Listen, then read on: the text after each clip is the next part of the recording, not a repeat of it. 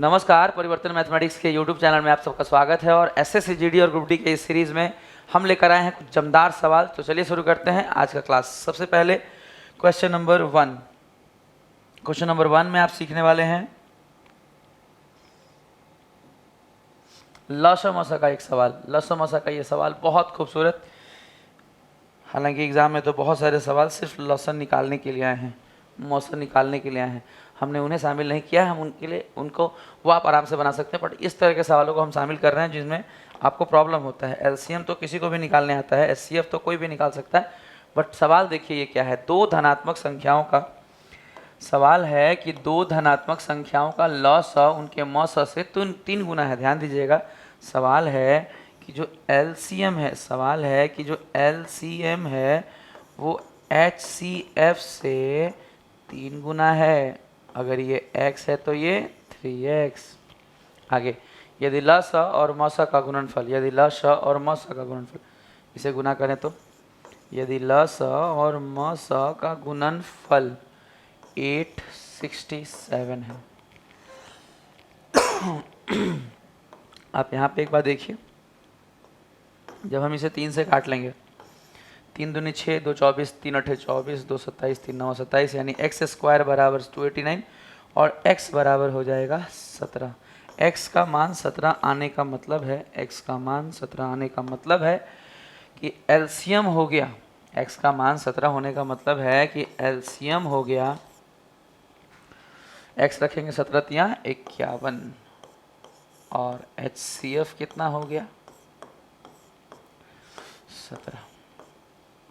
अब आप सोचेंगे कि क्या सिर्फ एलसीएम और HCF पता होने से, क्या सिर्फ एलसीएम और HCF पता होने से संख्या पता चल सकता है? नहीं पता चल सकता है। सबसे बेस्ट तरीका ये है इस सवाल को बनाने का कि अगर आपको एलसीएम और HCF पता चल गया है तो आप यही देख लीजिए कि अगर HCF 17 है, इसका मतलब वो दोनों संख्या 17 से कन्फर्म डिवाइड होगा। तो आप देखिए ना, इसका HCF 17 नहीं है तो ये नहीं हो सकता, 17 नहीं है, नहीं हो सकता, 17 है। अब देखिए यहीं पे आपको समझना है कि HCF 17 है। अब मामला है LCM 51 है कि नहीं। क्या आपको लगता है इसका LCM कभी 51 हो सकता है? नहीं हो सकता है। क्यों नहीं हो सकता है? क्योंकि 153 जो है वो बड़ा नंबर है, LCM जो होगा अब 153 से तो कटेगा ही नहीं, 51 है, तो इसीलिए ये नहीं हो सकता है। तो हर बात आप चाहें तो इस तरह के सवालों को आप पॉइंट वाइज चेक कर सकते हैं। एक बार देखिए, इतना तो आपको करना पड़ेगा कि HCF और HCF x का मान निकाल कर HCF और LCM निकालना पड़ेगा। और एक बार आपने HCF और LCM निकाल लिया तो आप ऑप्शन से इस सवाल को जांच सकते हैं कि HCF क्या आ रहा है, LCM क्या आ रहा है। आप इतना अनुभवी हैं कि आप चेक कर सके कि 27 और 81 में हाईएस्ट कॉमन जो है वो कितना है। अगर HCF 17 होता तो ये दोनों संख्या 17 से कटता, तो नहीं है, नहीं है, ये कट रहा है, तो फिर LCM से जांच लेंगे कि भाई LCM जो, अगर LCM 51 है तो बड़ी संख्या से क्या कट रहा है? नहीं कट रहा। तो इस तरीके से हमारा सिर्फ एक ही आंसर है जो 17 से कट भी रहा है और बड़ी संख्या से भी LCM कट रहा है। तो हम इसमें हमने लगाया हल्का सा कॉन्सेप्ट और ऑप्शन मेथड। तो इसका स्क्रीनशॉट ले लीजिए, फिर हम अगले सवाल की ओर बढ़ते हैं। नेक्स्ट क्वेश्चन है क्वेश्चन नंबर 2 में। क्वेश्चन नंबर 2 में क्या है, चलिए देखा जाए। क्वेश्चन नंबर 2 में एक दशमलव का जोड़ है। आपने देखा होगा कई बार एग्जामिनर दशमलव का जोड़, घटाओ, गुना, भाग पूछते हैं। ये उन्हीं का एक हिस्सा है, दशमलव का जोड़। अगर आप एक ठो सीख लेंगे तो फिर आपसे कभी गलती नहीं होगा। आप बस एक क्वेश्चन ध्यान दे दीजिए, आपको लिखा है 4.5। अगर आपसे गलती होती है तो दशमलव लगाने में गलती होती होगी। सीखिए कि दशमलव के नीचे ही दशमलव रहेगा, यानी अगला आएगा 0.45। दशमलव के नीचे ही दशमलव रहता है, यानी अगला आएगा 0.045। दशमलव के नीचे ही दशमलव रहता है तो अगला आएगा 0.0045। आप देख रहे हैं, बहुत आसानी से आप इसे जोड़ सकते हैं और इसका उत्तर मिलेगा 4,999, 4.999 और 5। बहुत अच्छा सवाल है, बहुत इजी तरीका है। गलती तभी हो सकती है पता है इस क्वेश्चन का कोई एरर होने का चांस नहीं है, गलती सिर्फ उसी से होगा जो दशमलव सही से प्लेस नहीं करेगा। अगर आप सही तरीके से दशमलव प्लेस नहीं करेंगे तो ही आपसे गलती होने का स्कोप है, अदरवाइज कोई चांस नहीं है। और हम पूरा प्रयास करेंगे कि दशमलव आप सही तरीके से लगाएं ताकि आपके गलत होने का कोई चांस न रहे। तो चलिए अगले सवाल की ओर बढ़ते हैं। Next question, question number 3।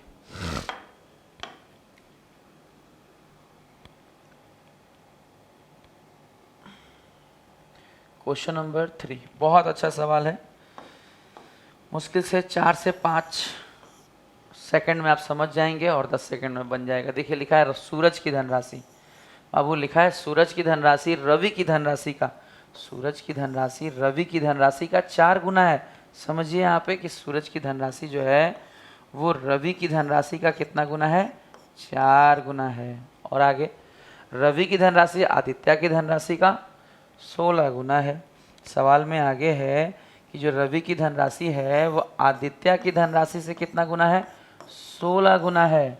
तो आगे आपको अनुपात पूछा गया है। देखिए इस सवाल में क्या करते हैं, सबसे आखिरी वाले का हम मान लेते हैं यहाँ पे कि आदित्य के पास जो धनराशि है वो अगर 1 यूनिट है तो इसका 16 गुना है, इसका 16 गुना है, इसका 16 गुना। रवि के पास है कितना यूनिट, 16 यूनिट, और इसका 4 गुना। बाबू सूरज के पास इसका भी 4 गुना, यानी कितना होगा, 64। ये है उनका अनुपात, सूरज रवि और आदित्य के धनराशियों का अनुपात। हालांकि हमसे पूछा गया है आदित्य और सूरज, हमसे पूछा गया है आदित्य और सूरज के धनराशियों का अनुपात। आदित्य का है 1 और सूरज का है 64, यानी 1:64। ये इस सवाल को बनाने का सबसे बेस्ट अप्रोच है। चलिए हम अगले सवाल की ओर बढ़ेंगे। तो चलिए शुरू करते हैं नेक्स्ट क्वेश्चन, क्वेश्चन नंबर 4, आज का चौथा सवाल, क्वेश्चन नंबर 4। क्वेश्चन नंबर 4 में क्या है, देखिए क्वेश्चन नंबर 4 में है टाइम एंड वर्क का एक बहुत खूबसूरत सा सवाल है। आप देखिए सबसे पहले सवाल पढ़ लेते हैं, फिर हम इसको साइड कर देंगे और सवाल को फिर सिखाएंगे। देखिए सबसे पहले ए और बी एक साथ 7 दिन में एक कार्य कर सकते हैं। ध्यान दिया जाए, ए और बी एक साथ 7 दिन में एक कार्य कर सकते हैं, और बी और सी एक साथ 8.75 दिन में, और ए उसी काम को 10.5 घंटों में कर सकते हैं। सी को शेष कार्य को पूरा करने में कितने दिन लगेंगे। आप यहाँ समझिए, एग्जामिनर ने यहाँ पे कहीं दिन कहीं घंटे, कहीं दिन कहीं घंटे लगा दिए हैं। हम यहाँ ठीक कर ले रहे हैं, सब जगह हम लोग दिन कर ले रहे हैं, ठीक है, सब जगह हम लोग दिन कर ले रहे हैं। तो यहाँ जो ये घंटे हैं इसको हम लोग दिन कर लेंगे। और सी को शेष कार्य कैसा, काम जब शुरू ही नहीं हुआ, समझिए शेष कार्य नहीं है। यहाँ पे हमें एक्यूरेट करना पड़ेगा सवाल को, थोड़ा सा एरर है हमें, लेकिन सीखना है, सवाल छोड़ना नहीं है। सवाल से जो भी मिल रहा है उसे नॉलेज को ग्रैब करना है। अगर एरर है तो हम इसे ठीक कर लेंगे। पहले आप इसको देख लीजिए पूरा, ए और बी 7 दिन में, बी और सी 8.7 दिन में। ए उसी काम को 10.5 दिनों में कर सकता है, तो सी को शेष कार्य को पूरा करने में कितने दिन लगेंगे। शेष को भी हम ठीक कर देते हैं। चलिए सबसे पहले हम सवाल को थोड़ा छोटा करेंगे। सवाल को सबसे पहले हम थोड़ा छोटा करेंगे ताकि हम लोग बना सके सवाल। देखिए सबसे पहले हमें देखना पड़ेगा, यहाँ पे हमें करेक्ट करना था, 1-2 जगह हमने करेक्शन करना है। पहला करेक्शन तो हमें ये करना है कि यहाँ घंटों की जगह हम क्या कर देंगे, यहाँ पे दिन कर लेंगे। यहाँ पे हम क्या कर लेंगे, दिन कर लेंगे। और एक करेक्शन और करना है कि जब काम शुरू ही नहीं हुआ तो शेष काम कैसा, शेष काम नहीं है। यहाँ पे क्या होगा, आंसर जब चेक किया गया है तो हमें पता चला है कि यहाँ पे आंसर में मैच करने के लिए यहाँ दुगना होना ज़रूरी है, क्योंकि शेष रहेगा तो कभी सॉल्व ही नहीं होगा। जब काम ही नहीं शुरू हुआ तो शेष कैसा, 2 गुना काम का। सी को 2 गुना काम करना है, सी को 2 गुना काम करना है। तो ये 2 करेक्शन हमने किए और तब हम सीखेंगे, क्योंकि हम सीखेंगे ही सीखेंगे। सवाल में एरर है तो हम ये बोलकर सवाल नहीं छोड़ेंगे कि एरर है, हम उसमें थोड़ा सुधार करते हुए सीखेंगे कि क्या सीखने को मिल रहा है इस सवाल से। देखिए ए और बी एक साथ अगर काम करते हैं तो काम होता है 7 दिन में, जबकि बी और सी अगर काम करते हैं तो कितने दिनों में होता है। वो पॉइंट हटाइएगा, 8.75 को 8.75 का अगर हम ये पॉइंट हटा दें, तो 8.75 का अगर हम ये पॉइंट हटा दें तो नीचे क्या आएगा, 100 आएगा। 25 से अगर इसे काटेंगे तो 4 बार में, और 25 से ऊपर काटेंगे तो 25 या 75, 5 उधर 7 5 12 125, यानी 35/4। तो B प्लस C के लिए हम क्या लिख सकते हैं, 35/4 दिन में। और आगे लिखा हुआ है A का दिया हुआ था 10.5 दिन में, A का कितना दिया हुआ है, 10.5 दिन में। 10.5 का मतलब 10.5 पॉइंट हटाएंगे, नीचे 0, 5 दूनी 10, 5 से कम 5, 5 दूनी 10, 21/2। आपने देखा कि इसका कितनी वैल्यू आई, 21/2। 10.5 दिन को हमने तोड़ा है, जो भी तोड़ा गया है वहाँ बगल में लिखा हुआ है। अब आगे सवाल है कि C को 2 गुना कार्य पूरा करने में कितना दिन लगेंगे। सवाल बढ़िया से समझ लीजिए, बहुत अच्छा सवाल है। टाइम एंड वर्क का ये सवाल एग्जाम में अगर आ गया तो आपको थोड़ा ध्यान देना पड़ेगा, और छोड़ना तो सोचिएगा भी मत। आजकल मेरिट बनने में इतने मार्क्स चाहिए होते हैं कि अगर आपने छोड़ने के सोचा भी तो जॉब छूट जाएगा बाबू। यहाँ से सोच के कुछ मत जाइए, वहाँ अगर तकलीफ होगी एक आध सवाल छोड़ सकते हैं। वैसे हमारा टारगेट 100% रहेगा, हम प्रयास करेंगे कि कुछ भी ना छूटे। देखिए A प्लस बी 7 दिन में, B प्लस सी 35/4 दिन में, A 21/2 दिन में। हमसे पूछा गया है C को कार्य का 2 गुना करने में, पूरा करने में कितना दिन लगेगा। C को हमसे क्या पूछा गया, C के बारे में, हमसे क्या पूछा गया, C के बारे में, कि C को काम का 2 गुना खत्म करने में कितना दिन लगेगा। तो चलिए शुरू करते हैं। सबसे पहले हमें C की एफिशिएंसी चाहिए होगी, टोटल वर्क निकाला जाए। LCM लेते हैं 7, 35 और 21 का।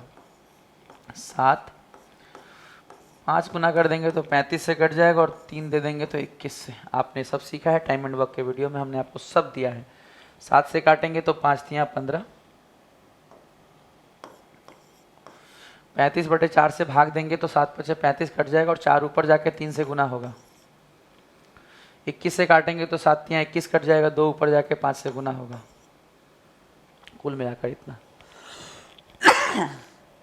अब सबसे बड़ी चीज है कि C की एफिशिएंसी कैसे निकलेगा, ये सीखिए। देखिए ध्यान से, A की एफिशिएंसी है 10। एफिशिएंसी मतलब 1 डे वर्क। ऐसा समझिए कि A जो है एक दिन में 10 रोटियां बनाता है, और A प्लस B कितने बनाते हैं, 15। A जो है एक दिन में 10 रोटियां बनाता है, और A और B बनाते हैं 15। पता चल गया ना कि B बनाता है 5। बाबू A प्लस B में से अगर हम A माइनस कर देंगे तो B का निकलेगा ना, तो 15 माइनस 10, हमने 15 में से 10 घटा लिया, कितना आया, 5। यानी हमें पता चल गया कि B की एफिशिएंसी कितनी है, 5। बट हमें B का नहीं चाहिए, हम तो B का इस्तेमाल करेंगे आगे C का फाइंड करने के लिए। देखिए आगे क्या करेंगे, B और C दोनों मिलके अगर 12 यूनिट काम करते हैं, B और C दोनों मिलके अगर एक दिन में 12 यूनिट काम करते हैं, 12 रोटियां बनाते हैं, 12 कुर्सियां बनाते हैं, और B 5 बनाता है, B 5 बनाता है, तो क्या आप ये समझ पा रहे हैं यहाँ पे, क्या आप इस बात को समझ पा रहे हैं कि अगर हम B प्लस C में से B का माइनस कर देंगे एफिशिएंसी, B प्लस C के एफिशिएंसी में से B के एफिशिएंसी माइनस कर देंगे तो हमें C की एफिशिएंसी कितनी मिल जाएगी, 7। हमें C की एफिशिएंसी कितनी मिल जाएगी, 7। और यही हमें चाहिए था। C पूरे काम का, पूरा काम है कितना, देखिए 7 गुना 5 गुना 3। C जो है पूरे काम का कितना गुना, 2 गुना। कौन करने वाला है, C। तो C की एफिशिएंसी से भाग दे देंगे, यानी हो जाएगा भाग 7 से। ये इससे कट जाएगा और वैल्यू हो जाएगा 5 या 15 दूनी 30 दिनों में काम खत्म। अगर काम का दुगना खत्म करना है तो C को लगेगा 30 दिन, मात्र 30 दिन। तो इस सवाल को इस तरीके से बनाएंगे तो बहुत आसानी से बन जाएगा। तो चलिए हम अगले सवाल की ओर बढ़ते हैं, और आज का आखिरी सवाल क्वेश्चन नंबर 5 टेकअप करते हैं।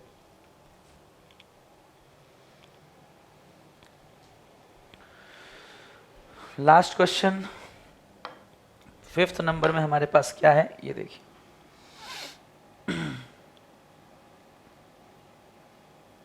बहुत ही इजी सवाल, मतलब एग्ज़ाम में आपको बहुत सारे इजी सवाल भी मिलेंगे और बहुत सारे टेक्निकल सवाल भी मिलेंगे। आपको इजी वाला जल्दी करना है ताकि टेक्निकल वाले में थोड़ा टाइम बचा कर दे सकें, ताकि पूरा सवाल जल्दी बन सके और पूरा बन सके।